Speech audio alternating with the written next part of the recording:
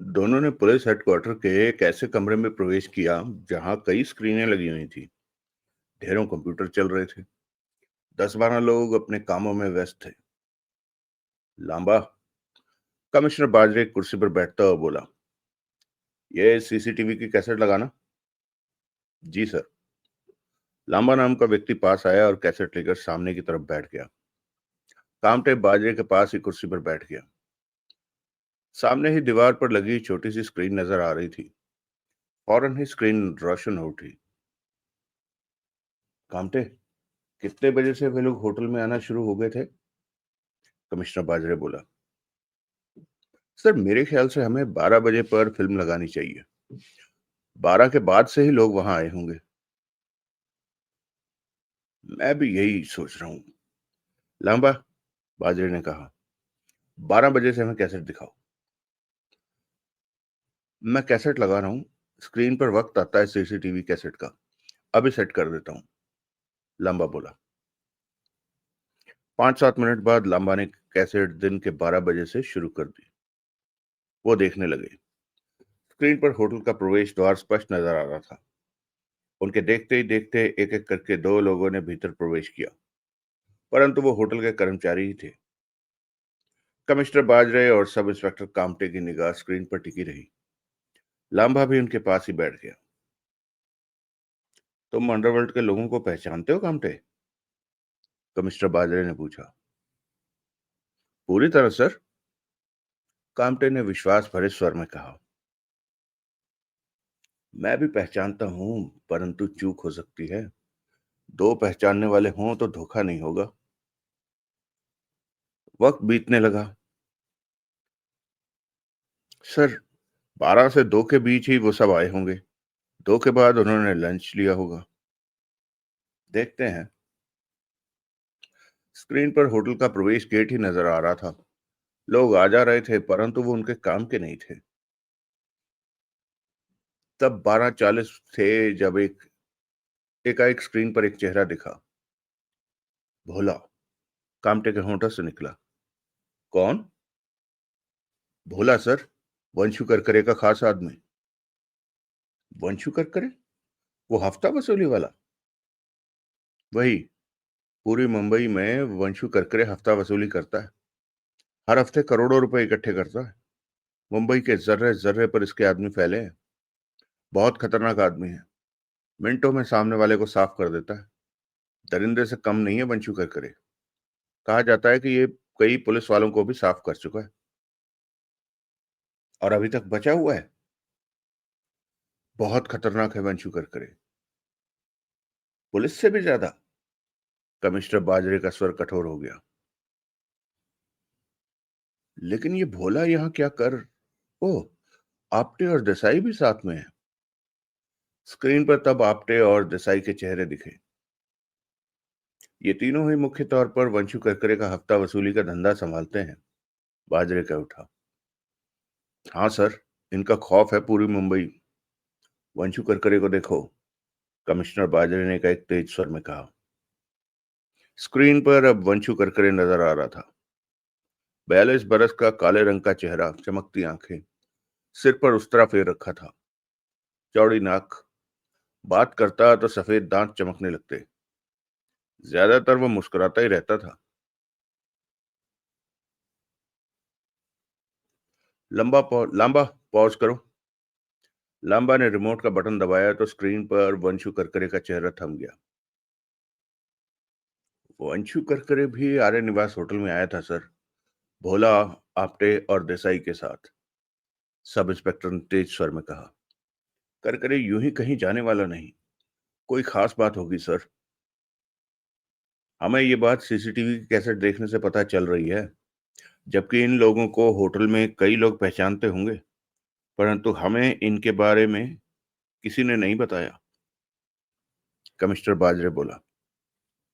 इनका नाम लेकर कौन खुद को मुसीबत में डालना चाहेगा सर? डर से सब चुप रहे। अब ये तो स्पष्ट हो गया है कि आर्य निवास होटल में अंडरवर्ल्ड के लोगों की मीटिंग हुई।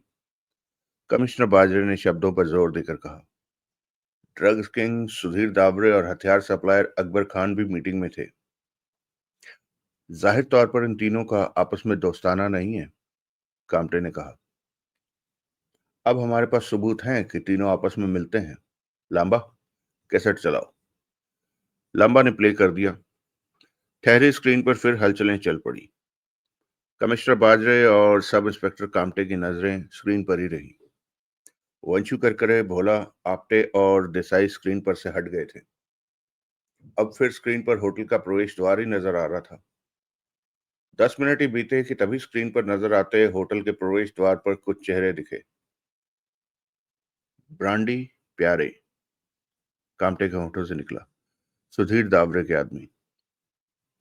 ड्रग्स किंग सुधीर दावरे, बाजरे ने होंठ भींचकर कहा। हाँ सर। स्क्रीन पर उनके साथ दो और आदमी थे। फिर सुधीर दावरे दिखा। 35 बरस का सुधीर दावरे फिल्मी हीरो जैसा था।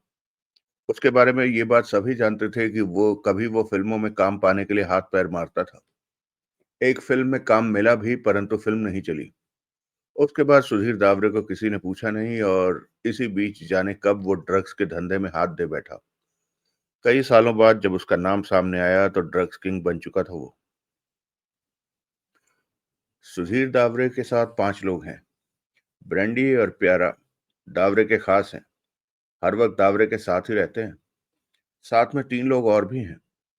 सुधीर दावरे को घेरे हुए सब आगे बढ़ रहे हैं, बाजरे ने कहा। सर, हफ्ता वसूली का ड्रग्स के साथ क्या वास्ता? कामटे कह उठा।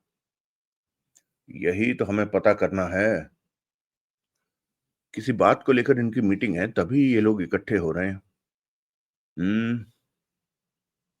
बाजरे ने सिर हिलाया। लांबा, 2 कॉफी लाना। लांबा उठकर चला गया। दोनों की नजरें स्क्रीन पर ही रही। सुधीर दावरे और उनके साथी स्क्रीन से गायब हो चुके थे। ऐसे लोग जब एक जगह इकट्ठे हों तो फायरिंग हो जाना मामूली बात है। आप ठीक कहते हैं सर। इसके बाद काफी देर तक स्क्रीन पर उनके काम का कोई नहीं दिखा। लांबा कॉफी ले आया। वो कॉफी के घूंट भरने लगे। तब 1 बजकर 20 मिनट हो रहे थे जब अकबर खान स्क्रीन पर दिखा। अकबर खान, कामटे के होठों से निकला। साथ में उसका खास आदमी रकीब भी है। 4 और लोग भी हैं। बाजरे होंठ भींचे स्क्रीन पर नजर आते सब लोगों को देखता रहा। ये सब खतरनाक लोग रहे। ये सब खतरनाक लग रहे थे। फिर वे आगे बढ़ गए। स्क्रीन पर दिखना बंद हो गए। क्या बात है? बाजरे ने कठोर स्वर में कहा। ड्रग्स किंग, हथियारों का सप्लायर और हफ्ता वसूली करने वाले दादा, तीनों एक ही जगह पर इकट्ठे हो रहे हैं और पुलिस को हवा तक नहीं कि इनका आपस में कोई संबंध भी है। इनके बारे में कभी सुना नहीं गया सर कि इनका आपस में कोई संबंध है। अब ये बात तो हम देख रहे हैं, बाजरे ने कड़वे स्वर में कहा और कॉफी का घूंट भरा। इनका एक जगह इकट्ठे होना बहुत बड़ी बात है सर। कमिश्नर बाजरे के चेहरे पर सख्ती के भाव थे। तभी बाजरे का फोन बजा। हेलो। बाजरे ने फोन पर बात की। सर, मैं पेरवले हॉस्पिटल से। इंस्पेक्टर शेखर पेरवले की आवाज आई। यहाँ एक और मर गया है। ओह, बाजरे के होठों से निकला। 4 को हॉस्पिटल लाया गया था, 2 नहीं बच सके। बाकी 2 अभी जिंदा हैं। वो भी मरेंगे क्या? डॉक्टर इस बारे में कुछ भी नहीं कह रहे। वो कहते हैं कि हम पूरी कोशिश कर रहे हैं। उनमें से किसी को होश आए तो उससे जानने की चेष्टा करो कि आर्य निवास होटल के हॉल में गोलियां कैसे चली। ठीक है सर। को होश में आया तो मैं पता करूंगा। कमिश्नर बाजरे ने फोन बंद करके जेब में रखा। क्या हुआ सर? कामटे ने पूछा। हॉस्पिटल में एक और मर गया। बुरा हुआ। जिन 4 को हॉस्पिटल पहुंचाया गया था वो सभी बहुत घायल थे, कामटे बोला। बातों के दौरान दोनों की नजरें स्क्रीन पर ही थी। तभी सब इंस्पेक्टर कामटे हड़बड़ा कर कह उठा। सर, ये तो दीपक चावला है। स्क्रीन पर एक चेहरा दिखा था अभी अभी। पॉज करो लांबा। लांबा ने स्क्रीन पर नजर आती फिल्म को रोका, बटन दबाकर। दीपक चावला, बाजरे बोला। इसका नाम तो सुना है, परंतु मुंबई के वेश्यालयों से हफ्ता लेता है, वरना उनका धंधा नहीं चलने देता। वहां किसी भी कई वहां किसी भी नई लड़की को नहीं आने देता। लड़कियों को धंधा नहीं करने देता जब तक कि वो उसे हफ्ता देना न शुरू कर दें। दीपक चौला के आदमी हर जगह पर मौजूद रहते हैं जहां धंधा होता है। दलालों में और वेश्यावृत्ति करने वालों में दीपक चौला का बहुत डर है। यहाँ तक कि होटलों तक में कॉल गर्ल सप्लाई नहीं होने देता। इसने अपने आदमी हर जगह फिट कर रखे हैं कि जो इसे धंधे की खबर देते रहते हैं। वेश्यावृत्ति के धंधे का किंग है ये। कई लड़कियां जो इस धंधे में सीधा उतरना चाहती हैं, वो दीपक चौला या चौला के आदमियों से संपर्क करती हैं और वो उन्हें रास्ता दिखाता है धंधा करने का। बहुत गंदा काम करता है ये दीपक चौला, बाजरे ने नफरत भरे स्वर में कहा। सर, इसी काम से हर हफ्ते करोड़ों से ऊपर कमा लेता है चौला, कामटे बोला। ये वेश्यावृत्ति बंद करा देनी चाहिए। ये संभव नहीं है सर। बाजरे ने कामटे को देखा। कामटे ने सक पकाकर मुंह फेर लिया। दोनों की नजरें स्क्रीन पर जा टिकी। हर बुरा धंधा करने वाले लोग यहां पहुंच रहे हैं, बाजरे ने कहा। कोई तो खास बात ही होगी सर। फिल्म चलाओ लांबा। लांबा ने प्ले कर दिया। स्क्रीन पर अब फिल्म चलने लगी। ये देखिए सर, ये परमजीत है, सावरकर, झंडू, तीनों ही दीपक चौला के खास आदमी हैं और बेहद खतरनाक माने जाते हैं। साथ में 3 लोग और हैं जिन्हें मैं नहीं जानता। सबकी नजरें स्क्रीन पर टिकी रही। सबके चेहरे स्पष्ट दिख रहे थे। फिर वे आगे बढ़ते गए। स्क्रीन खाली हो गई। कमिश्नर बाजरे और कामटे गंभीर नजर आ रहे थे। कामटे ने स्क्रीन पर नजर आते सीसीटीवी कैमरे के वक्त को देखा। 1:35 हो रहे थे। देखते हैं सर, शायद अभी और लोग भी आए। सबसे अंत में 50-55 बरस का सफेद सुनहरी बालों वाला आया था। वो भी अभी स्क्रीन पर दिखेगा। वो है कौन? मैं नहीं जानता सर। इतने खतरनाक लोगों के बीच कोई शरीफ आदमी तो आएगा नहीं, कामटे बोला। उसमें एक खास बात थी कि वो अकेला आया था, उसके साथ कोई नहीं था, बाजरे ने कहा। पूछताछ में ये बात आपको पता चली सर? हाँ। दोनों खामोशी से स्क्रीन पर नजरें टिकाए बैठे थे। लंबा रिमोट थामे पास ही कुर्सी पर बैठा सब कुछ देख सुन रहा था। फिर वो वक्त आया जिसका उन्हें इंतजार था। 1:50 हो रहा था तब स्क्रीन पर जब वो सुनहरी बालों वाला उन्हें दिखा। वो काली पैंट और 4 खानों वाली कमीज पहने था। पहनावे से वो साधारण नजर आ रहा था। कमीज का सामने वाला एक बटन खुला था। उसने बाल पीछे को किए हुए थे और गर्दन के पास इंच भर की चुटिया रखी हुई थी। बालों की मोटी सी लट माथे पर झूल रही थी। उसका रंग गोरा और वो क्लीन शेव था। गालों पर कलमें लंबी थी। पॉज करो, कमिश्नर बाजरे के होंठों से निकला। लांबा ने उसी पल स्क्रीन पर नजर आती तस्वीर रोक दी। सफेद बालों वाले का चेहरा स्पष्ट नजर आ रहा था। तो ये है जिसकी बात कर रहे थे आप, कामटे कह उठा। मैं इसे नहीं जानता। ये सरदूल है, मैं इसे जानता हूं। बाजरे के होठों में फंसे शब्द बाहर निकले। सरदूल? सब इंस्पेक्टर कामटे चिमटा। वो ब्लास्ट का आरोपी तो नहीं? वही। बाजरे के दांत भिजते चले गए। 15 साल पहले ये ड्रग्स का धंधा, वसूली का धंधा किया करता था और अंडरवर्ल्ड में इसका नाम गूंजता था। ये बेहद खतरनाक इंसान है। फिर पाकिस्तान की जासूसी संस्था आईएसआई ने इसे दिल्ली और मुंबई में ब्लास्ट करने के लिए बहुत मोटी रकम दी। सुनने में आया है कि काफी बड़ी रकम थी वो। साथ ही पाकिस्तान में रहने और वहां हर तरह का धंधा करने की छूट दी। इस तरह आईएसआई के फेर में पड़कर इसने दिल्ली और मुंबई में विस्फोट किए और दोनों जगह मिलाकर कम से कम 1200 लोग मारे गए। उसके बाद ये सरदूल इंडिया से खिसक गया था, पाकिस्तान चला गया था। सुनने में आता रहा कि कभी ये पाकिस्तान रहा तो कभी दुबई, तो कभी सऊदी अरब। मुख्य तौर पर पाकिस्तान में ही रहा। वहां धंधे जमाए, शेयर बाजार में पैसा लगाया, ड्रग्स का काम जमाया और पाकिस्तान की सरकार इसकी मदद करती रही। पाकिस्तान की सरकार मदद क्यों करेगी? कामटे के होठों से निकला। क्योंकि आईएसआई सरदूल को हिंदुस्तान के कामों में बराबर इस्तेमाल करती रही। सरदूल पाकिस्तान और दुबई अवश्य चला गया, परंतु उसके आदमी हिंदुस्तान, दिल्ली, मुंबई में बराबर थे, जो कि उसके एक फोन कॉल पर हर तरह का काम कर देते रहे। आईएसआई ने सरदूल से इस बात का खूब फायदा उठाया और सरदूल पाकिस्तान सरकार से अपना मतलब निकालता रहा। कामटे बोला। हाँ, दिल्ली मुंबई के धमाकों के बाद तो दोनों एक दूसरे की पीठ थपथपाते रहे। मैं सरदूल को कभी नहीं भूल सकता। तब मैं मुंबई में इंस्पेक्टर हुआ करता था। मैंने उन धमाकों की तफ्तीश भी की थी। तब से ये भी सुनने को आता रहा है कि सरदूल मुंबई फिल्मों में भी पैसा लगाता है, परंतु पक्का सबूत कभी हाथ नहीं आया, क्योंकि सरदूल ने इस काम के लिए अपने आदमी को आगे कर रखा है। वो खुद तस्वीर में नहीं आता। तो सरदूल पाकिस्तान दुबई चला गया था। हाँ, परंतु ये तो हिंदुस्तान में है सर। सीसीटीवी की ये फिल्म 20 घंटे पहले की है। हाँ, ये मुझे अब पता चला। बीच बीच में मैं खबरें सुना करता था कि सरदूल इंडिया आया है, परंतु मैं इन्हें अफवाही समझता रहा। लेकिन अब कह सकता हूं कि वो खबरें सही थी। सरदूल हिंदुस्तान आता रहा है।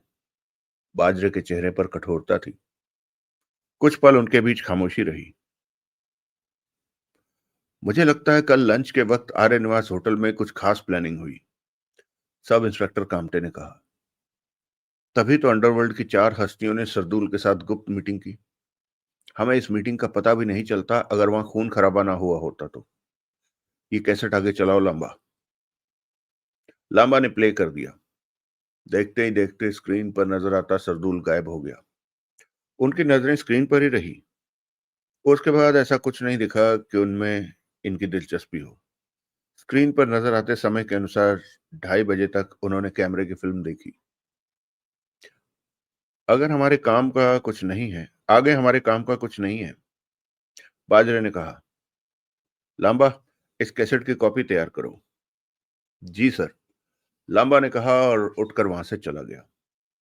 सब इंस्पेक्टर कामटे ने कमिश्नर बाजरे के गंभीर सोच में डूबे चेहरे पर नजर मारी। आप क्या सोच रहे हैं सर? कामटे ने पूछा। मेरे ख्याल में सरदूल इंडिया में कुछ करने आया है। उसने सुधीर दावरे, अकबर खान, वंशु करकरे और दीपक चौला के साथ आर्य निवास होटल में मुलाकात की। कह नहीं सकता कि उनकी मीटिंग कितनी कामयाब हुई, क्योंकि वहां फायरिंग हो गई थी और अब तक 20 लोग वहां मर चुके हैं। जो 2 बचे हैं उनकी कोई गारंटी नहीं कि वो जिंदा रह पाते हैं या नहीं। सरदूल इंडिया में है, पूरी पुलिस को इस बारे में सतर्क कर देना चाहिए। पूरी पुलिस के सतर्क होने से पहले ही सरदूल खुद सतर्क हो जाएगा और इंडिया से खिसक जाएगा। तो फिर आप क्या करेंगे सर? बाजरे 2 पल कामटे को देखता रहा, फिर कह उठा। अपने ऊपर बात करूंगा। यह मामला साधारण नहीं है।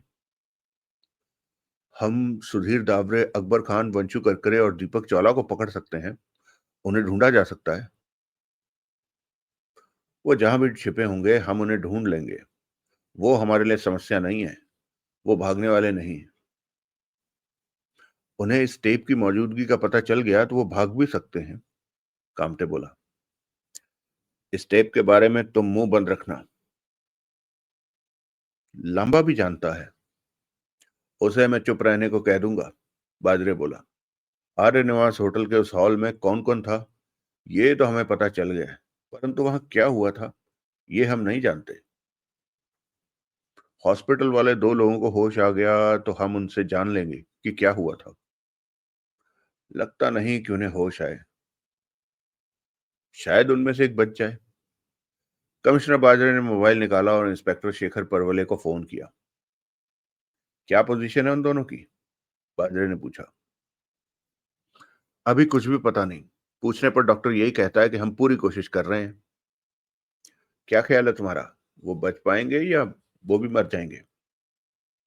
कुछ पता नहीं सर, मैं कुछ नहीं कह सकता। बाजरे ने मोबाइल बंद करके कामटे से कहा।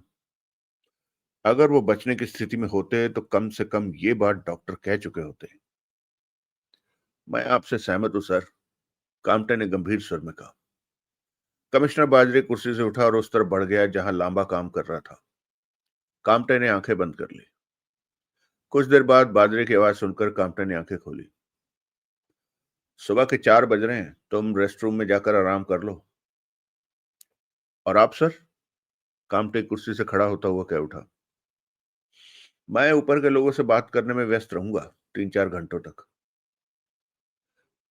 मैं इस केस में आपके साथ रहना चाहता हूं, अगर आपकी इजाजत हो। मुझे कोई एतराज नहीं, वापस आकर तुम्हें जगा दूंगा। ठीक है सर। कामटे ने सिर हिलाया। परंतु वो दोनों खड़े एक दूसरे को देखते रहे। सर, आपको धमकी देने वाला कौन हो सकता है? इन पांचों में से ही कोई एक। बाजरे मुस्कुरा पड़ा।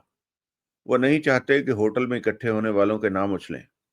उनकी चिंता जायज भी है, क्योंकि ये मामला खुलते ही उनका संबंध सरदूल के साथ जुड़ेगा और फिर कानून उन्हें हमेशा के लिए पकड़ लेगा। उनके अगले पिछले मामले भी खोल देगा। उनकी सारी जिंदगी जेल में बीत जाएगी। बचेंगे तो वो अब भी नहीं। कामटे दृढ़ स्वर में कह उठा। उनमें से अब कोई नहीं बचेगा, क्योंकि उनका संबंध सरदूल के साथ है और ये बात स्पष्ट हो चुकी है। अगला दृश्य।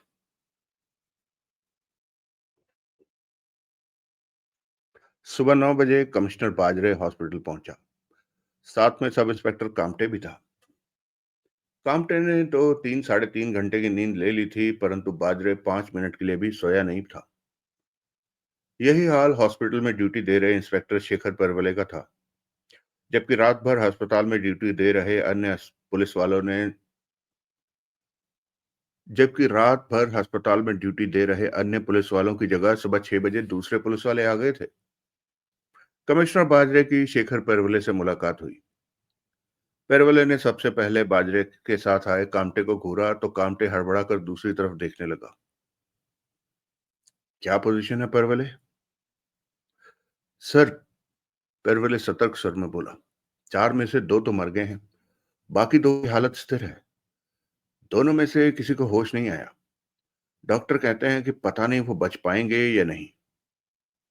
चलो, मैं उन्हें देखना चाहता हूं। आइए सर, पेरवले ने फौरन कहा। इंस्पेक्टर शेखर परवले और बाजरे हॉस्पिटल के भीतर की तरफ बढ़ गए। सब इंस्पेक्टर कामटे 2 कदम पीछे रहकर चलने लगा। चलते चलते पेरवले ने गर्दन घुमाकर कामटे को घूरा। कामटे उसके घूरने से अनजान बना चलता रहा। हॉस्पिटल के भीतर सामने से डॉक्टर आता दिखा तो पेरवले कह उठा। सर, यही डॉक्टर हैं जो उन दोनों की देखभाल कर रहे हैं। कमिश्नर बाजरे ने डॉक्टर को रोककर उससे बात की। उन दोनों की क्या हालत है डॉक्टर? नाजुक है, डॉक्टर ने कहा। सच बात तो यह है कि मुझे वो बचते नहीं लगते। बाजरे व्याकुल हो उठा। मैं उन्हें देखना चाहता हूं। आइए। डॉक्टर उनके साथ चल पड़ा। पुलिस का उन दोनों से क्या संबंध है? डॉक्टर ने पूछा। वो होश आने पर हमें ऐसी जानकारी दे सकते हैं जो कि पुलिस के लिए जरूरी है। बाजरे ने चलते चलते कहा। उन दोनों की उन दोनों को मारने की पूरी चेष्टा की गई है। शरीरों पर 10 से 20 तक चाकुओं के घाव हैं। उन्हें बहुत बुरी तरह मारा गया है। दोनों के सिरों पर गोली मारी गई है। एक के सिर में तो गोली का गहरा घाव बनाती निकल गई। दूसरे के सिर की हड्डी में गोली फंसी पड़ी है, फंसी पड़ी थी, जो कि निकाल दी गई है। उन्हें होश में लाने की हम हर संभव चेष्टा कर रहे हैं, परंतु होश नहीं आ रहा। वो कभी भी होश में आ सकते हैं या कभी भी मर सकते हैं। डॉक्टरों ने जो करना था कर दिया। उनके पास कौन है? दोनों के पास एक एक नर्स हर समय मौजूद रह रही है, ताकि उन्हें होश आए तो फौरन पुलिस को बताया जा सके। मेरी व्यक्तिगत राय है कि वो दोनों जिंदा नहीं रहने वाले। आगे भगवान मालिक है, डॉक्टर ने सामान्य स्वर में कहा। डॉक्टर बाजरे, पेरवले और कामटे ने एक कमरे में प्रवेश किया। कमरे के बाहर 2 पुलिस वाले तैनात थे। सामने ही बेड पर देवराज चौहान पड़ा हुआ था। ग्लूकोज की ड्रिप लगी हुई थी। चेहरे को साफ कर दिया गया था, परंतु चोटों के निशान चेहरे पर साफ नजर आ रहे थे। एक आंख सूजी हुई थी, सिर के बालों को साफ कर दिया गया था और सिर के ऊपरी हिस्से पर टेप लगाकर बैंडेज चिपका रखी थी। गले तक चादर ओढ़ रखी थी। इसके सिर में इसके सिर में घाव करती गोली निकल गई, डॉक्टर बोला, और आगे बढ़कर ऊपर पड़ी चादर कमर तक नीचे की तो शरीर पर जगह जगह सिलाई की गई दिखी। ये चाकुओं के गहरे घाव थे, परंतु जानलेवा घातक घाव नहीं थे। हमने अपनी तरफ से पूरा इलाज कर दिया है, कहकर डॉक्टर ने गले तक चादर डाल दी। नर्स 2 कदम हटकर खड़ी थी। बाजरे की निगाह देवराज चौहान के चेहरे पर थी। तुमने इसे कभी देखा है पैरवले? बाजरे ने पूछा। नो सर, परंतु इसकी तस्वीर मैंने रात को ले ली थी। अब तक प्रिंट बनकर तैयार हो गए होंगे और मेरे पास आते ही होंगे। मैं दूसरों को दिखाकर इसकी पहचान कराने की चेष्टा करूंगा। तुम इसकी एक तस्वीर सावटे को दे देना, बाजरे बोला। मैं तुम्हें यहीं पहरे पर देखना चाहता हूं। Yes sir. सर, एकाएक कामटे कह उठा। मैंने इसे देखा है। बाजरे और परवले की निगाह कामटे की तरफ घूमी। कामटे की निगाह देवराज चौहान के चेहरे पर थी। देखा है? बाजरे के होंठों से निकला। यस सर, परंतु याद नहीं आ रहा कि कहां देखा है, लेकिन देखा है, कामटे ने दृढ़ स्वर में कहा। याद करो कामटे। कोशिश कर रहा हूं सर, वही सोच रहा हूं कि मैंने इसे कहां देखा है। चेहरा पहचाना सा लग रहा है। तुम्हारी अब यही ड्यूटी है कि तुम याद करो कि इसे कहां देखा है। जी जी सर, कामटे ने गंभीर स्वर में कहा। डॉक्टर, मुझे दूसरा आदमी दिखाओ, बाजरे ने कहा। वो साथ वाले कमरे में है, आइए। बाजरे डॉक्टर के साथ बाहर निकल गया।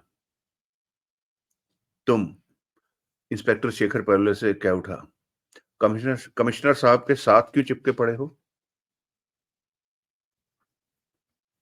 कमिश्नर साहब ने कहा था, कामटे जल्दी से बोला। चिपकने को? हाँ, वो साथ रहने को सर, कामटे ने जल्दी से कहा। इस काम से फुर्सत मिल जाए फिर तुमसे बात करूंगा, पेरवला ने देख लेने वाले ढंग में कहा। सच सर, मुझे कमिश्नर साहब भला किसी केस में सब इंस्पेक्टर को अपने साथ क्यों रखेंगे? मैं क्या जानूं सर। पेरवले बाहर की तरफ बढ़ गया। कामटे उसके साथ हो गया। वो बगल वाले कमरे में पहुंचे। वहां भी 2 पुलिस वाले पहरे पर बाहर खड़े थे। बेड पर भीतर बेसुध सा जगमोहन पड़ा था। उसके सिर के बाल भी साफ कर दिए गए थे। इस वक्त सिर पर पट्टी बंधी नजर आ रही थी। गले तक चादर ओढ़ रखी थी। डॉक्टर ने कहा, इसके सिर में गोली फंसी थी जो कि ऑपरेशन करके बाहर निकाल दी गई है। इसके शरीर पर 16 घाव थे, चाकुओं के। 12 जगह हमने सिलाई करके शरीर को ठीक कर दिया है। एक घाव काफी गहरा था। इसकी भी जान लेने की पूरी चेष्टा की गई। सच बात तो यह है कि मुझे हैरानी है कि ये दोनों अभी तक बचे कैसे हैं। सर, कामटे कह उठा, ये भी देखा हुआ लग रहा है। बाजरे की आंखें सिकुड़ी। कामटे को देखा उसने। सच सर, मैंने इसे भी पहले कहीं देखा हुआ है। और तुम्हें याद नहीं कि कहां देखा है? पता नहीं क्यों सर, याद नहीं आ रहा। याद करो कामटे, ये हमारे लिए बहुत जरूरी है, कमिश्नर बाजरे ने कहा। मैं जानता हूं सर कि जरूरी है। मैं जल्दी ही आपको बताऊंगा कि ये कौन है। मुझे याद आ रहा है। शेखर परवले कामटे को घूरे जा रहा था। मुझे इनके बारे में जरूर याद आएगा सर। मुझे यहीं छोड़ दीजिए, मैं याद करूंगा कि इन्हें कहाँ देखा है। कहने के साथ ही कामटे कमरे से निकला और उस कमरे में आ गया जहां देवराज चौहान बेड पर बेसुध पड़ा था। कामटे होंठ भींचे देवराज चौहान को देखने लगा। उसका उठता बैठता सीना महसूस करने लगा। फिर मोबाइल निकाला और नंबर मिलाने लगा। मुझे याद क्यों नहीं आ रहा कि मैंने इसे कहाँ देखा है। कामटे बड़बड़ाया और मोबाइल कान से लगा लिया। दूसरी तरफ बेल जा रही थी। फिर उसकी पत्नी सुनीता की आवाज कानों में पड़ी। हेलो। मेरा एक काम करो। तुम? काम? सुनीता की तीखी आवाज कानों में पड़ी। पहले ये बताओ कि तुम रात भर कहाँ थे? बहुत जबरदस्त केस आया है, उसी की वजह से। जबरदस्त केस? और वो केस तुम्हारे इंस्पेक्टर साहब ने सब इंस्पेक्टर कामटे के हवाले कर दिया? तुम इतने 30 मार का तो नहीं कि? तुम बेकार की बात मत। मैं रात भर अपने बाप को कोसती रही कि उसने मेरा ब्याह तुम जैसे पुलिस वाले के साथ कर दिया। आज सुबह मैंने अपने बाप को फोन किया और उससे लड़ी कि उसने मुझे कुएं में फेंक दिया। इसमें तेरे बाप की कहाँ इसमें तेरे बाप ने कहाँ गलती कर दी? उसे पुलिस वाला ही मिला था मेरे ब्याह के लिए। प्लम्बर से ब्याह कर देता, बढ़ई से कर देता, बैंक में काम करने वाले से कर देता। कम से कम शांत जिंदगी तो जीती। कूड़े में फेंक दिया उसने मुझे। खाकी वर्दी धोना ही मेरा नसीब बन गया है। तुम ये नौकरी छोड़ क्यों नहीं देते? छोड़ दूं? हाँ।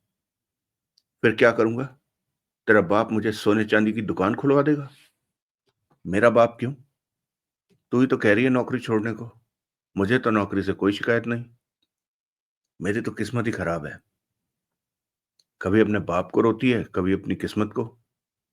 तेरा ऐसा ही चलता रहेगा। अब वो सुन जिसके लिए मैंने तेरे को फोन किया है। लकड़ी की अलमारी में गुलाबी रंग की एक फाइल पड़ी है, जिसमें तुम अपराधियों के चेहरों की फोटोकॉपी लाकर चिपकाते हो। वही। तू उसे लेकर फौरन नानावटी हॉस्पिटल आ जा। मैं आऊं? तू ही आएगी। तेरे से ही कह रहा हूं। अब तो तेरे पास बहाना भी नहीं है कि पैरों में मेहंदी लगी है। साल भर पुरानी हो चुकी है तू। फौरन वो फाइल ले और उड़कर मेरे पास पहुंच जा। तू कहाँ मिलेगा? कामटे ने बताया और फोन बंद कर दिया। जेब में रखा और देवराज चौहान के चेहरे को देखा। साले तू मुझे याद क्यों नहीं आ रहा कि तू है कौन? कामटे बोला और दरवाजे की तरफ बढ़ गया। बाहर निकला तो दूसरे कमरे से डॉक्टर परवले और बाजरे को निकलते देखा। याद आया कामटे? बाजरे ने पूछा। अभी नहीं सर। याद आते ही मैं आपको फोन कर दूंगा। तुम तब तक इन दोनों के पास रहोगे जब तक तुम्हें याद नहीं आ जाता। जी सर। कामटे ने कहा और जगमोहन वाले कमरे में चला गया। अगला दृश्य। कमिश्नर बाजरे और इंस्पेक्टर परवले हॉस्पिटल से बाहर निकले कि सामने से सावटे आता दिखाई दिया। सावटे के चेहरे पर हड़बड़ी के भाव थे। सर। पास आता सावटे के उठा। होटल के हॉल में मिली लाशों की पहचान हो? बाजरे उसी पल पेरवले से कह उठा। तुम अस्पताल में उन दोनों पर सख्त नजर रखोगे? Yes sir. सर मैं लाशों की पहचान की बात। सावटे ने तेज स्वर में पुनः कहा। उधर आओ, बात करते हैं। कमिश्नर बाजरे इंस्पेक्टर सावटे को एक तरफ ले गया। सर, उन लाशों की पहचान हो गई है। एक दो की नहीं हो सकी। मुंबई का ड्रग्स किंग सुधीर दावरे, हथियार सप्लायर अकबर खान, हफ्ता वसूली करने वाला बादशाह वंशु करकरे और मुंबई भर में वेश्यालयों का धंधा चलाने वाले दीपक चौला के आदमी थे मरने वाले। सावटे ने एक ही सांस में कह दिया। ये बात तो मैं रात को ही जान गया था। जान गए थे आप? सावटे के होंठों से निकला। तुम उन सब की रिकॉर्ड फाइल तैयार करो। इस मामले में आगे हमें जरूरत पड़ेगी। ये काम तुम खुद ही करोगे और किसी को बताओगे नहीं कि मरने वाले आदमी उन चारों के थे। ठीक ठीक है सर। परंतु वो चारों एक जगह इकट्ठा क्यों हुए थे? तुम्हें खबर है कि उन चारों का आपस में कोई संबंध है? मैंने तो ऐसा नहीं सुना। किसी ने भी ऐसा नहीं सुना। परंतु वो चारों मिले। पांचवा और भी था वहां। पांचवा कौन सर?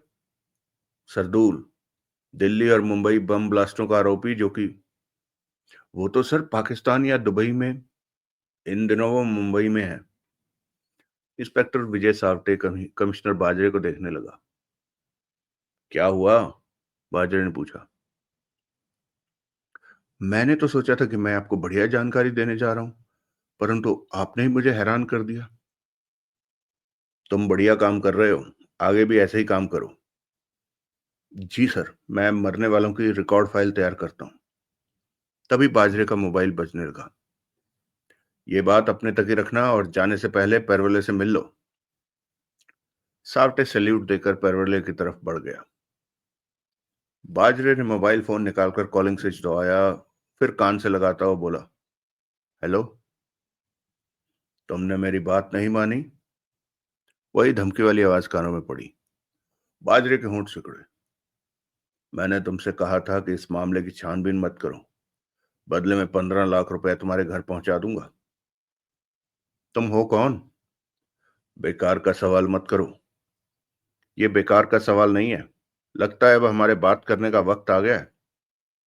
मैंने तुमसे सिर्फ इतना कहा है कि मामले की छानबीन मत करो और सब कुछ यहीं खत्म कर दो। क्यों मानूं तुम्हारी बात? क्योंकि मैं तुम्हें 15 लाख रुपया दे रहा हूं। ये काफी बड़ी रकम है। तुम मुझे खरीदने की कोशिश कर रहे हो। गलत शब्द का इस्तेमाल मत करो। मैं तो सिर्फ एक मामला बंद कर देने को कह रहा हूं। तुम जिस चीज से डर रहे हो वो मैं जान चुका हूं। किस चीज से डर रहा हूं मैं? इस बात से कि कहीं पुलिस ये बात ना जान ले कि कल आर्य निवास के हॉल में कौन कौन मौजूद था।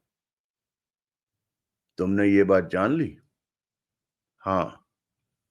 बताओ, क्या जाना? सुधीर दावरे, ड्रग्स किंग, कल वहां था। कमिश्नर बाजरे शांत स्वर में बोला। अच्छा। वेश्यालय किंग दीपक चावला और हफ्ता वसूली वाला वंशु करकरे भी वहां था। हम्म। हथियार सप्लायर अकबर खान भी वहीं था। ये चारों वहीं थे जब गोलियां चली। हम्म। और दिल्ली मुंबई के धमाकों का आरोपी सरदूल भी वहीं था। तुमने तो अपनी रकम बढ़वा ली कमिश्नर। 1 करोड़ की रकम कहां भिजवाऊं? किस बात को छिपाना चाहते हो तुम? ये कि उन चारों का संबंध सरदूल से है। तुम्हें इससे क्या? क्योंकि मैं सरदूल हूं। कमिश्नर बाजरे ने लंबी सांस ली, फिर सिर हिलाकर बोला। मुझे पहले से ही शक था कि तुम सरदूल हो सकते हो। सारा मामला ठप कर दो कमिश्नर, और मुझे बताओ कि 1 करोड़ मैं कहां पर भिजवाऊं। तुम कानून से कब तक बचोगे सरदूल? मुझे पकड़ना आसान नहीं है। मेरे हाथ बहुत लंबे हैं। सब ऐसा ही कहते हैं, लेकिन एक दिन पुलिस के हाथों में फंस जाते हैं। मेरे साथ ऐसा नहीं होगा। तुम्हारे साथ भी ऐसा ही होगा। कमिश्नर बाजरे ने दृढ़ स्वर में कहा। 1 करोड़ कहां भिजवाऊं? तुम्हें उन चारों के फंसने की चिंता क्यों है? बाजरे ने पूछा। वो मेरे ही लोग हैं जिन्हें मैंने बड़ा बनाया है, वरना वो खुद किसी लायक नहीं थे। अब वो अपनी कमाई का 20% मुझे देते हैं। हर हफ्ते मुझे उनसे करोड़ों की कमाई है, तो मुझे उनकी चिंता क्यों नहीं होगी?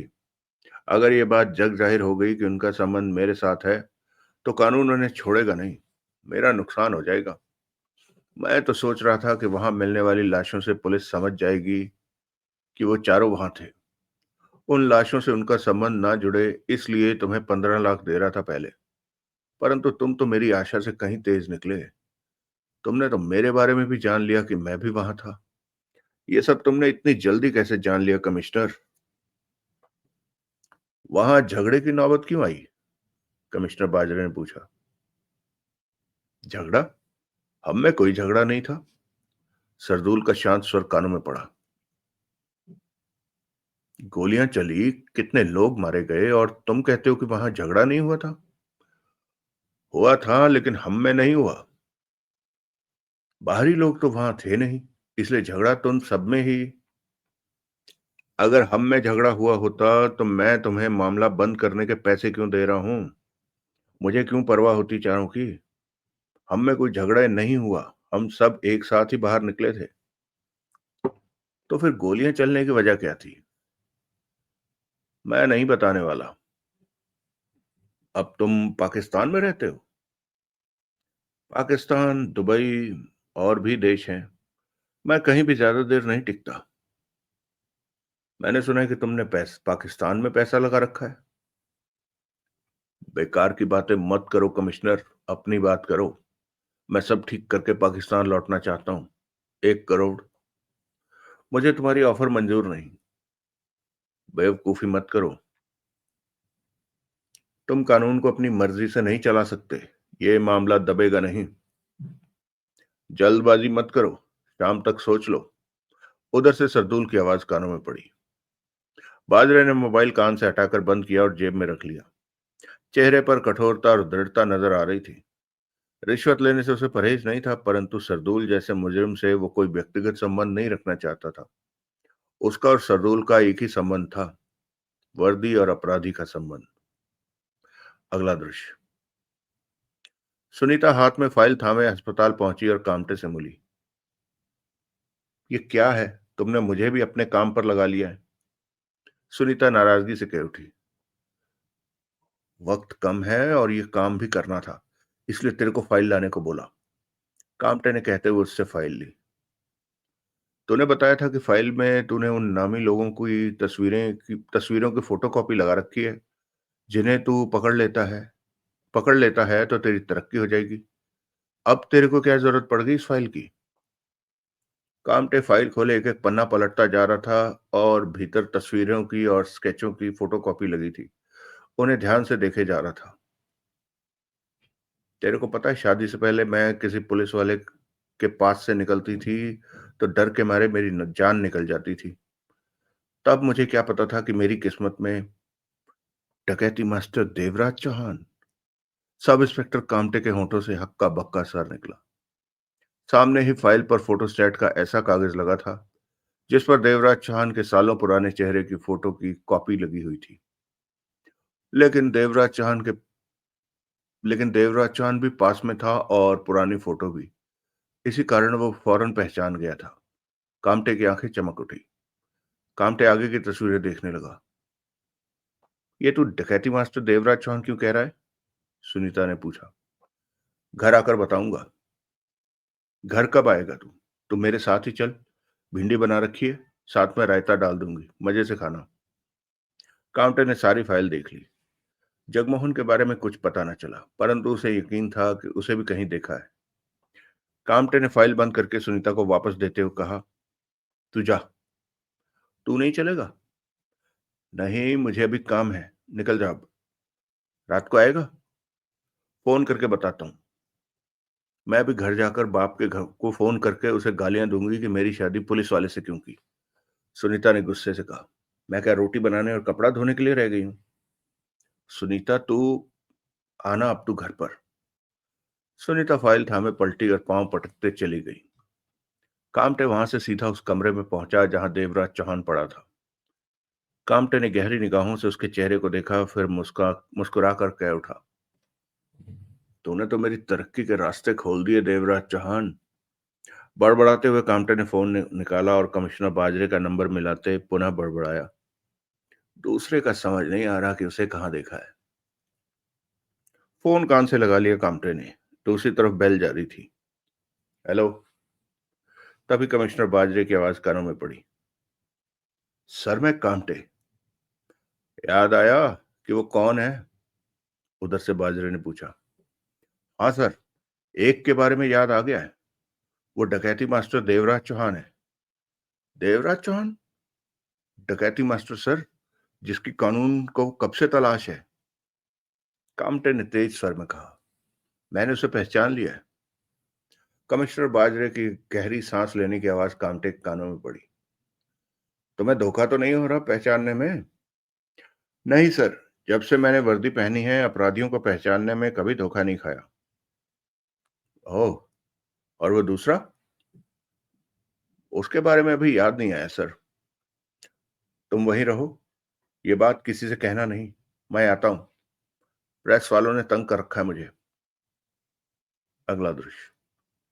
हॉस्पिटल में कमिश्नर बाजरे ने पहरेदारी को खुद जांचा। सब ठीक पाया था उसने। इंस्पेक्टर शेखर पैरवले की ये बात इंस्पेक्टर पैरवले को ये बात बताकर सावधान कर दिया गया था कि जो दो बेहोश हैं उनमें से एक डकैती मास्टर देवराज चौहान है। 4 बजे तक बाजरे अस्पताल में ही व्यस्त रहा। फिर सावटे और कामटे के साथ कमिश्नर बाजरे हेडक्वार्टर पहुंचा। तीनों गंभीर नजर आ रहे थे।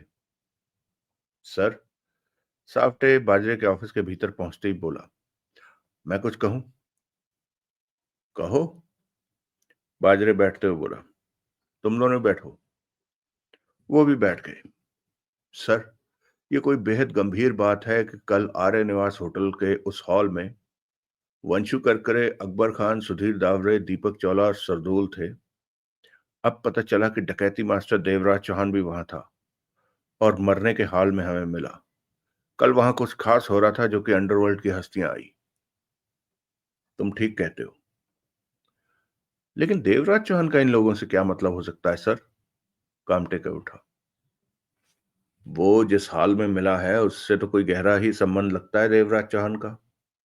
कमिश्नर बाजरे ने सोच भरे स्वर में कहा। देवराज चौहान का उन लोगों से खास याराना हो सकता है? कभी सुना तो नहीं सर। कामटे ने बेचैनी से पहलू बदला। सुना तो ये भी नहीं था कि उन पांचों का आपस में संबंध हो सकता है, लेकिन अब देवराज चौहान भी बीच में आ गया। 5 के 6 लोग हो गए कामटे। सर, लगता है हमने वो सीसीटीवी की फिल्म पूरी नहीं देखी। भीतर जाता देवराज चौहान भी नजर आना चाहिए। हो सकता है वो देरी से आया हो या फिर 12 बजे के पहले आ गया हो। जी सर। सावटे, बाजरे ने कहा, देवराज चौहान का केस किस पुलिस वाले के पास होगा? मैं पता करता हूं सर।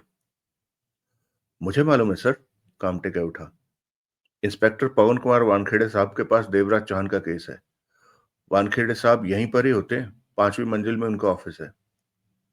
साफ्टे ने कामटे को घूरा।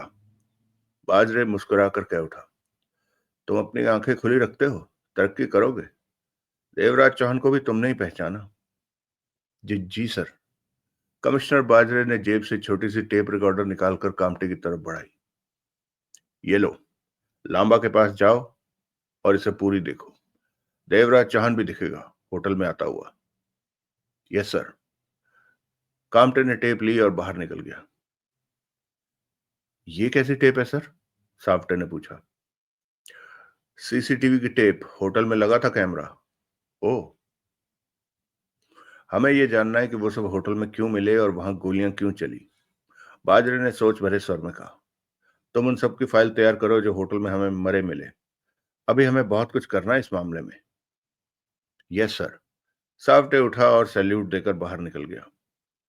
कमिश्नर बाजरे ने टेबल पर पड़े फोन का रिसीवर उठाया और एक नंबर मिलाकर रिसेप्शन से बोला, इंस्पेक्टर पवन कुमार वानखेड़े से मेरी बात कराओ।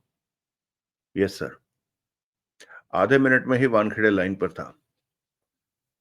कहिए सर। मुझे सर मत कहा करो, बाजरे बोला। तुमने तरक्की नहीं ली वरना तुम मेरे सीनियर होते। उधर से वानखेड़े हंसकर रह गया। पता चला कि देवराज चौहान की फाइल तुम्हारे पास है, बाजरे ने कहा। डकैती मास्टर देवराज चौहान? वानखेड़े की तेज आवाज कानों में पड़ी। अब क्या किया उसने? तुम मेरे पास आ सकते हो क्या? देवराज चौहान के बारे में तुमसे कुछ सलाह लेना चाहता हूं। मतलब कि उसने फिर कोई गड़बड़ कर दी है? वानखेड़े की आवाज में तीखापन आ गया था। आ रहा हूं मैं। अगला दृश्य। वानखेड़े, कमिश्नर बाजरे ने कहा, तुम मुझे देवराज चौहान के बारे में बताओ। वानखेड़े कुर्सी पर बैठा था। वो कह उठा, देवराज चौहान के बारे में बताने को मेरे पास इतना कुछ है कि पूरा दिन बीत जाएगा और बातें खत्म नहीं होगी। बेहतर होगा कि जो भी पूछना चाहते हो स्पष्ट पूछो। क्या किया है उसने? बाजरे 2 पल खामोश रहकर कह उठा, ये सब सीक्रेट है, बात बाहर नहीं जानी चाहिए। नहीं जाएगी। देवराज चौहान का ड्रग्स किंग सुधीर दावरे के साथ क्या वास्ता हो सकता है? ऐसे लोगों से देवराज चौहान कोई वास्ता नहीं रखता। वो सिर्फ अपने काम से मतलब रखता है, वानखेड़े ने कहा। ये बात इतने विश्वास के साथ कैसे कह सकते हो? क्योंकि मैं देवराज चौहान को बहुत अच्छी तरह जानता हूं। बाजरे ने हौले से सिर हिलाया, फिर बोला, वैश्यालय किंग दीपक चावला, हफ्ता वसूली वाला वंशु करकरे और हथियार सप्लायर अकबर खान से देवराज चौहान का वास्ता है? नहीं, वानखेड़े के होठों से निकला और इनकार में सिर हिलाया। देवराज चौहान ऐसे लोगों से वास्ता नहीं रखता। मैं साबुत कर दूं तो? मुझे हैरानी होगी। वानखेड़े के माथे पर बल नजर आने लगे। सरदूल से किस हद तक देवराज चौहान का वास्ता हो सकता है? दिल्ली और मुंबई बम ब्लास्ट वाला मुजरिम सरदूल, जो अब पाकिस्तान में पनाह लिए हुए है? वही। तुमने जितने भी नाम गिनाए हैं इनमें से किसी के साथ देवराज चौहान वास्ता नहीं रखेगा। जबकि इन सब से देवराज चौहान का वास्ता है। वो सिर्फ डकैती मास्टर ही नहीं है, और भी धंधे करता है। मैंने ये कभी नहीं सुना। तो अब सुन लो, आखिर बात क्या है। कल आर्य निवास होटल में गोलीबारी हुई। सुना था मैंने। वहां से हमें 18 लाशें मिली। 4 घायल मिले जिन्हें अस्पताल पहुंचाया गया। उनमें से 2 मर गए, 2 जिंदा हैं। उनमें से एक डकैती मास्टर देवराज चौहान है। पहचान हो चुकी है। वानखेड़े कमिश्नर को देखे जा रहा था। मेरे पास इस बात के पूरे सबूत हैं कि गोलीबारी के दौरान वहां सुधीर दावरे, अकबर खान, वंशु करकरे, दीपक चौला और सरदूल मौजूद थे। और वहां पर देवराज चौहान भी था, जो कि हमें घायल और बेहोश हालत में मिला। उसकी हालत नाजुक है। जिस्म पर चाकुओं के घाव और सिर में गोली मारी गई है। अभी तक उसे होश नहीं आया। वो कहाँ है? वानखेड़े के होठों से निकला। नानावती हॉस्पिटल में। मेरा विश्वास करो कि देवराज चौहान ऐसे लोगों से कभी वास्ता नहीं रख। वानखेड़े, जो चीज मेरे सामने है मैं उन पर भरोसा करूंगा, तुम्हारी बात पर नहीं। देवराज चौहान उनके पास किसी काम के लिए गया होगा, और मेरे ख्याल में कल आर्य निवास होटल में 6 लोग, सरदूल, वंशु करकरे, सुधीर दावरे, दीपक चौला, अकबर खान और देवराज चौहान किसी प्लानिंग के लिए इकट्ठे हुए थे। कोई गहरी साजिश रच रहे थे कि उनमें गोलियां चलने लगी। देवराज चौहान ऐसा नहीं है। वानखेड़े होंठ भींच कर बोला। तो कैसा है? वो सिर्फ डकैतियां करता है। यही उसका शौक है, आदत है और धंधा है। इसके अलावा वो दूसरा कोई काम नहीं करता। मैं बरसों से उसके पीछे हूं। कई बार मुलाकात भी हुई। 2 बार तो उसने मेरी जान बचाई। जितना मैं उसे जानता हूं उतना उसे कोई नहीं जानता। वो डकैती के अलावा दूसरा कोई काम नहीं करता। देश के खिलाफ तो वो कोई काम करेगा ही नहीं। तुमने कहा कि 2 बार उसने तुम्हारी जान बचाई। कमिश्नर बाजरे के उठा। ये सालों पुरानी बात है। यही वजह तो नहीं कि देवराज चौहान के लिए तुम्हारे मन में नरमी है। तुम मुझे गलत समझ रहे हो कमिश्नर। वानखेड़े का एक मुस्कुरा करके उठा। मैं अपनी वर्दी का हमेशा ख्याल रखता हूँ। अपराधी तो हर हाल में ही अपराधी होता है। लेकिन देवराज चौहान के बारे में मैंने जो कहा है वो सही है। 2 बार सरदूल का मुझे फोन आ चुका है कि ये मामला बंद कर दूं। वो मुझे 1 करोड़ देगा। मुझे हैरानी है कि वो इंडिया में है। वो क्रूर और बेरहम है। तुम सतर्क रहना। तभी बाजरे का मोबाइल बजा। बाजरे ने बात की। दूसरी तरफ सरदूल ही था। तुमने मेरी बात नहीं मानी कमिश्नर। ये मामला बंद नहीं किया। सरदूल की आवाज कानों में पड़ी। ठीक समझे तुम। मैं ये मामला बंद नहीं करूंगा। कमिश्नर बाजरे ने कठोर स्वर में कहा।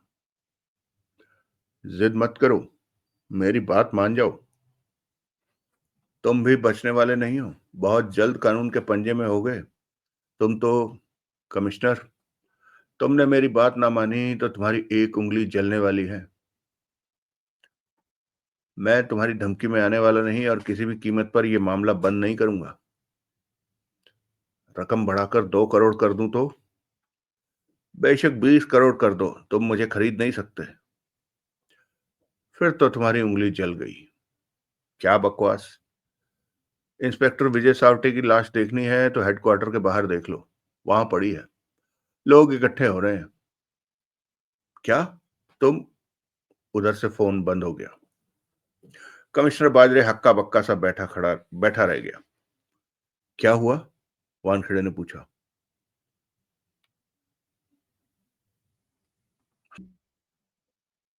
सरदूल। बाजरे के होंठों से निकला।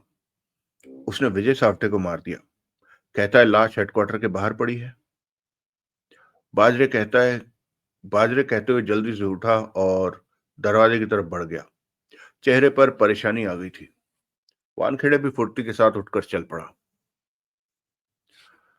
मैं हॉस्पिटल में देवराज चौहान को देखूं तो तुम्हें कोई एतराज तो नहीं? मुझे कोई एतराज नहीं। बाजरे बाहर निकलकर लिफ्ट की तरफ बढ़ गया था।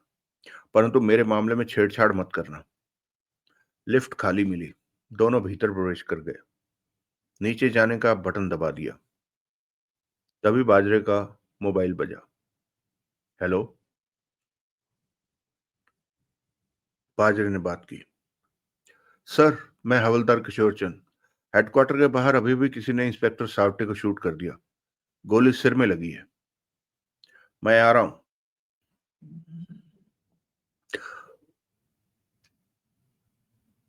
बाजरे ने थके स्वर में कहा, फिर वानखेड़े से कहा, बाहर सावटे को शूट कर दिया गया है। मैंने तुमसे कहा था कि सरदूल खतरनाक है, दरिंदे जैसा खतरनाक। वानखेड़े ने गंभीर स्वर में कहा, उसकी बात नहीं मानोगे तो वो तुम्हारी भी जान ले लेगा। तो क्या केस बंद कर दूं? बाजरे झल्ला उठा। मेरा ये मतलब नहीं था। अब तुम्हें सतर्क रहना होगा। सरदूल ने हिंदुस्तान में होने की ब- सरदूल के हिंदुस्तान में होने की बात फैला दो। पुलिस को उसकी तलाश में लगा दो। मुखबिरों को दौड़ाओ। सुधीर दावड़े, अकबर खान, वंशु करकरे और दीपक चोला को पकड़ो।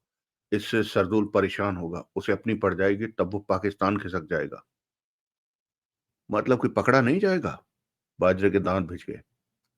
सरदूल जैसे लोग पकड़े नहीं जाते, सिर्फ मारे जाते हैं। ऐसे लोगों की मरने की खबर ही सुनने को मिलती है, कमिश्नर। अगला दृश्य। इंस्पेक्टर पवन कुमार वानखेड़े हॉस्पिटल में देवराज चौहान के कमरे में पहुंचा। किसी ने उसे नहीं रोका, क्योंकि ड्यूटी पर मौजूद पुलिस वाले उसे अच्छी तरह जानते थे। देवराज चौहान बेड पर बेसुध पड़ा था। पास में नर्स बैठी थी। वानखेड़े ने गंभीर निगाहों से उसे देखा। चेहरे पर तगड़ी ठुकाई के निशान अभी भी दिख रहे थे। तभी डॉक्टर ने भीतर प्रवेश किया और वानखेड़े से बोला, आप भीतर क्यों आए? मैं इंस्पेक्टर पवन कुमार वानखेड़े हूँ। वानखेड़े ने कहा, इसका हाल जानने आया हूँ। ये हमारे लिए महत्वपूर्ण है। मेरे ख्याल में ये कोमा में चला गया है, डॉक्टर ने कहा। कोमा में? वानखेड़े चौंका। जी हाँ, इसकी गहरी बेहोशी, सिर में लगी गोली इसे कोमा में ले गई। डॉक्टर ने कहा, इसका दिल धड़कता रहेगा, ग्लूकोज लगा रहेगा। पता नहीं कभी ये होश में आएगा, आ भी पाएगा, या कोमा में ही रहते हुए मर जाएगा। वानखेड़े के दांत भिज गए। कुछ तो अंदाजा होगा कि ये कब तक होश में। कोमा के पेशेंट के बारे में कोई भी गारंटी नहीं दे सकते। हो सकता है अगले कुछ घंटों में से होश आ जाए, या फिर कई सालों तक ये ऐसी ही स्थिति में रहे। हम इसे यहां से शिफ्ट कर रहे हैं। कहाँ? हॉस्पिटल के चौथे फ्लोर पर। वहां कई कमरे खाली रहते हैं। एक और भी कोमा का पेशेंट 1 साल से एक कमरे में है। इसे भी वहीं रखा जाएगा। सुबह शाम नर्स चेक करने के लिए आती रहेगी कोमा पेशेंट को। डॉक्टर ने कहा, फिर वहां मौजूद नर्स से बोला, बॉय को बुलाओ, पेशेंट को 4th फ्लोर पर शिफ्ट करना है। नर्स फौरन उठी और बाहर निकल गई। कोई रास्ता नहीं इसे होश में लाने का? कोमा में गए पेशेंट की देखभाल से ज्यादा हम कुछ नहीं कर सकते, डॉक्टर ने कहा। वानखेड़े बाहर निकला। बाहर दोनों पुलिस वाले सतर्क खड़े थे। इसके साथ एक और घायल था, वो कहाँ है? वानखेड़े ने पूछा। साथ वाले कमरे में सर। वानखेड़े साथ वाले कमरे के दरवाजे पर पहुंचा और दरवाजा खोलकर भीतर प्रवेश कर गया। वहां भी नर्स बैठी थी। बेड पर पड़े जगमोहन को पहचानते ही वानखेड़े चौंका। इसकी अब क्या हालत है सिस्टर? वानखेड़े ने पूछा। खास सुधार नहीं है। सिर से ऑपरेशन करके गोली निकाली थी। जिस्म पर चाकुओं का बहुत वार किए गए हैं। होश नहीं आया इसे एक बार भी। आज का दिन निकाल गया तो इसके ठीक होने की आशा रखी जा सकती है। वानखेड़े कमरे से बाहर निकला और कमिश्नर बाजरे को फोन किया। कहो। उधर से बाजरे ने उसकी आवाज सुनते ही कहा, मैं हॉस्पिटल से बोल रहा हूँ। देवराज चौहान कोमा में चला गया है। पता नहीं अब उसे होश आएगा भी या नहीं। ये तो बुरी खबर है, उधर से बाजरे ने चिंतित स्वर में कहा। दूसरे की पहचान हो गई क्या? अभी तो नहीं, परंतु कामटे को लगता है कि उसे उसने देखा हुआ है। वो देवराज चौहान का साथी जगमोहन है। दोनों को मारने की पूरी चेष्टा की गई है। हाँ, परंतु अकबर खान, वंशु करकरे, सुधीर दावरे और दीपक चौला के साथ सरदूल भी वहां से बच निकला। इसका स्पष्ट मतलब है कि देवराज चौहान और जगमोहन को मारने की चेष्टा की गई है। हाँ, यही हुआ है। वो सब देवराज चौहान और जगमोहन के दुश्मन बन गए। हाँ, लेकिन बाकी लाशें? उन सबको देवराज चौहान और जगमोहन ने मारा होगा। वहाँ काफ़ी कुछ हुआ होगा जो कि हमें मालूम नहीं है। जगमोहन तो कोमा में नहीं गया, वो तो ठीक है। अभी तो ठीक है। नर्स ने बताया कि आज का दिन निकाल गया तो उसके बचने की आशा रखी जा सकती है। वहाँ क्या हुआ, मेरे लिए ये जानना बहुत ज़रूरी। सावटे मर चुका है और पुलिस वालों को सरदूल ना मारे, इसके लिए ज़रूरी है कि पुलिस को सरदूल के पीछे लगा दो। अखबार और टीवी वालों को सरदूल के हिंदुस्तान में होने, मुंबई में होने की खबर दे दो। टीवी और अखबार वालों के पास सरदूल की तस्वीर होगी, परंतु तुम अपनी तरफ से फ्लैश करने को तस्वीरें उन्हें दे दो। पूरे मुंबई की सिक्योरिटी टाइट करवा दो, इससे सरदूल अपने आप में सिमट जाएगा। इस तरह काम करो कि मुंबई में हर तरफ सरदूल के नाम का हल्ला हो जाए। तुम ठीक कहते हो, मुझे यही करना चाहिए। मैं अभी सब इंतजाम करता हूँ। अगला दृश्य। शाम के 7 बज रहे थे। कामटे सीसीटीवी की कैसेट पूरी देख चुका था, परंतु उस कैसेट में कहीं भी देवराज चौहान आता जाता नहीं दिखा था। स्पष्ट था कि देवराज चौहान या तो पहले से ही होटल में था या किसी दूसरे रास्ते से होटल में आया था। कामटे के चेहरे पर गंभीरता नाच रही थी। इंस्पेक्टर सावटे को पुलिस हेडक्वार्टर के बाहर गोलियों से भून देने की खबर उसे मिल चुकी थी। कामटे ने मोबाइल निकाला और कमिश्नर बाजरे को फोन किया। हेलो। बाजरे की आवाज कानों में पड़ी। सर, मैंने वो पूरी कैसेट देख ली है, कामटे बोला। उसमें देवराज चौहान कहीं भी नहीं है। तो फिर वो दूसरे रास्ते से आया होगा, बाजरे का स्वर कानों में पड़ा। या वो पहले से ही होटल में मौजूद होगा। कुछ भी हो सकता है। हॉस्पिटल में जो दूसरा आदमी बेहोश है वो देवराज चौहान का साथी जगमोहन है। ओह, पहचान हो गई उसकी? कामटे के होंठों से निकला। इंस्पेक्टर वानखेड़े ने उसे पहचाना। सावटे साहब को गोलियों से किसने भूना सर? सरदूल ने। सरदूल? वो चाहता है मैं इस मामले को बंद कर दूं। सुधीर दावरे, अकबर खान, दीपक चौला और वंशु करकरे का संबंध उसके साथ ना जुड़े, इसी बात को लेकर उसने सावटे को मार दिया। अब वो मुझे भी मारना चाहेगा। ये तो गलत बात है सर। अपराधी हम पर हावी हो रहे हैं। सरदूल को कम मत समझो, परंतु मैंने उसका इंतजाम कर दिया है। पूरी मुंबई पुलिस सरदूल की तलाश में लग चुकी है। मुखबिर उसकी खबर पाने के लिए दौड़े फिर रहे हैं। सुधीर, अकबर, दीपक और वंशु की तलाश शुरू हो चुकी है। मैं किसी को भी नहीं छोड़ूंगा। एक बार ये कानून के हाथ में आ जाए तो तुम मेरे ऑफिस में पहुंचकर मेरा इंतजार करो। मैं आता हूं। बाकी ऑफिसर भी आ रहे हैं। हमें आगे की रणनीति तैयार करनी है। Yes sir. वो कैसेट लेते आना। इसके साथ ही उधर से बाजरे ने फोन बंद कर दिया।